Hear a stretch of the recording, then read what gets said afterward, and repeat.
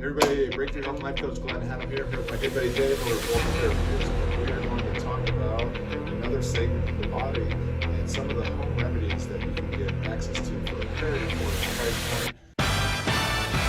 Over the last 3 decades, I've coached thousands of men and women and their families to get unstuck, get empowered, and amplify their lives. Now the tables are turned.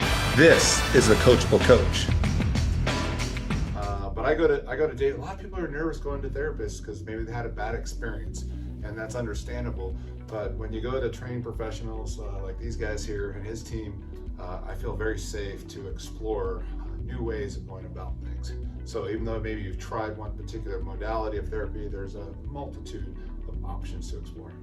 Let's talk about some pain patterns people get in the forearms, elbows, all the way up to the shoulder. Anytime, I always look at the body and let's think of it as kinetic chains, how things are put together. So you might have an issue in the forearm, even the wrist, but we want to look and always start up here. We have a video that we shot about Glenn. We talked a lot about alignment. So first and foremost, we need to have good integrity through the shoulders and the chest and the shoulder girdle. So watch that video if you haven't seen it, but anytime I'm going to work with the forearm, we're going to start with making sure the alignment here is good so it doesn't throw off patterns here. Right, Otherwise, so start upstream. Yeah, starting upstream or thinking of it back to midline, right leg, Okay. Same thing. I guess it would be upstream here as well. We want to make sure you're in alignment. Otherwise, we're only working symptoms. And when you only work symptoms, you tend to get temporary results. If we can look at cause and just bring the body back into alignment, you'll get a faster result.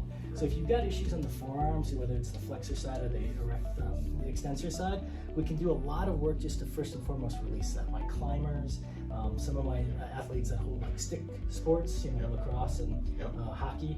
A lot of those clients, like rock climb, rock climbers, they get a lot of, we'll call it fry in here. You're a little tight in there. And so, that first couple climbs back, you feel it. Some great tools in here where you can do some self-massage. So go ahead and just hold that. You'd have this like on a table and just run your arm back and forth slowly through it, right?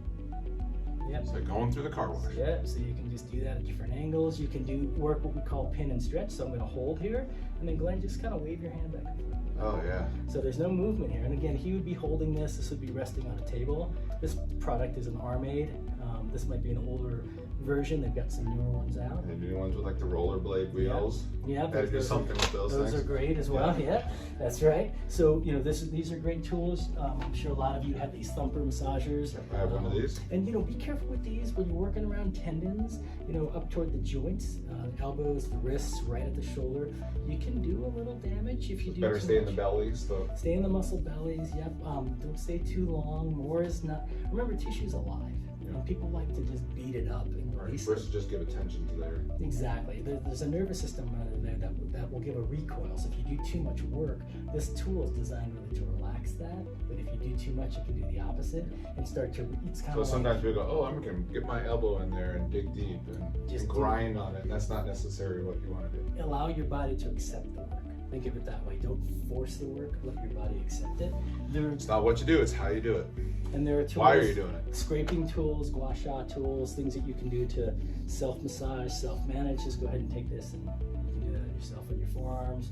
So you can dig in, open up those superficial layers of fascia. That's great. Brings good blood flow. Better than like using one of your dull knives out of the the butter knife. The butter knife, yeah. And again, I like to work this tissue soft, so I have to kill it. Go back, and go back to the other side. What I mean by that is just shorten the tissue and go ahead and work it. We always think about stretching, but when you stretch, things get real taut.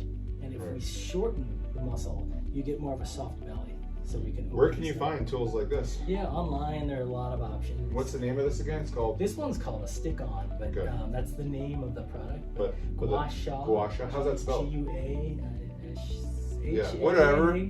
Something like that. Just type in sounds like gua sha. Yeah. Okay. You can look for scraping tools. Myofascial release. Yeah. What's the other name for it when you're grinding. What's it?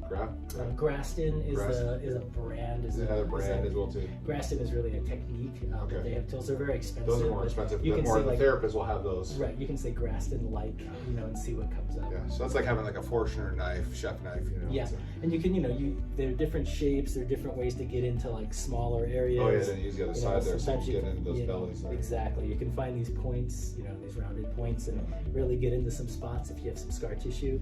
But just bringing blood flow in here can be really wonderful and opening up the fascial layers on the surface. Yeah, so I had some work done on one of your professionals. I had surgery on my toe when we were working on the scar tissue because that scar tissue builds up really quickly. And why is it important to work through that scar tissue? Yeah, just think of it like a knot in your shirt. So if we did this to a shirt and All the energy's over there. Yeah, everything's bound up and then you get stuck. It's almost like spider webs under the skin grabbing the tissue and pulling it in ways that it's not supposed to be pulled. Okay. So stretching this out, some great stretches for the forearms, just doing things like this. Yeah, I like this stretch a lot. And holding it and breathing. Watch your shoulders, that your shoulders aren't at your not ears. shrugging while you're doing it. Yeah, so squeeze your shoulder blades together a little bit. Watch that you're not arching your back when you do it. And then whenever you All let things out, I just started to do. this is a rubber band, right? So don't just let it go. Come off slowly. Let your nervous system know this is okay. This is okay. And then go the other way. Oops. There you go. You got that up. That was my joint. You hear that noise in your, your wrist? We have some geriatric clients come through here. Let everyone feel comfortable. We all comfortable. All right, so you can open that up a couple different ways, and then doing any type of pec or chest opener. Maybe up against the doorway. Sucks is gonna make me reshoot this. We'll edit that out.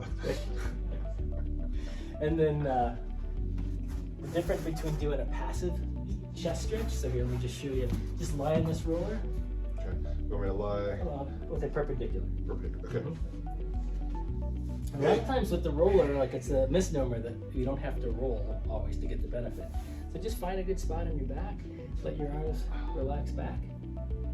If that's too aggressive, we would turn the foam roller and lie down it. Down your spine. Right down your spine. Yeah. And that's just a nice way to let your elbows drop down below your shoulders. If you're really hypermobile, I might, meaning you move too far, I might limit the amount of movement we allow you to have. And that should start to really help to open and release this tissue. That feels great. And that's, again, look at that. We're looking at a lot of thoracic opening, chest opening to help release through the arms and the elbows. Right. So anything all the way down to the wrist, all of this can be really beneficial. We have a lot more stretches and exercises and tools that we can show you if you're here in person. Everyone's body reacts a little differently. Yeah. So there's a lot that we can do with that. So like with my body right now, because of the rib injury and stuff, would it be also helpful stretching like the lat at an angle too? Absolutely. So if it's not too much. Again, we want to Right, so we're kind of listening to like the level of pain and discomfort. We're not trying to create pain here. Right, we're because trying to relax. In your case, so Glenn had a rib injury here that's been on the mend. And so if that's been a pull, right, something's been pulled and yanked, stretching isn't always what you want to do. That's but some just of in the middle of it, right here, like mildly feels good, the pressure point just to into go the back. and to let it relax. So we're trying to relax it into length as opposed to force it into length. So again, it calms, and then we want And I think people make that mistake when they try to hurry through a quick stretch. They try to yank on that band versus get into the stretch position and then even take some breaths through your nose and just let the breath open up, let the body open up as it wants to. Sometimes it takes a little while. So just going into that position and letting things open up versus when you force things, actually the body will restrict and protect itself. And that's that nervous system recoil. It's trying to protect, and then each time you go back into it, it's slow to want to release. So you start to train it wrong. We want to teach the body that it's okay. All right, so I think that's a real good start for any of this, upper extremity tightness that you have. Great. Okay. Thanks, Dave. Yeah, you're welcome. All right.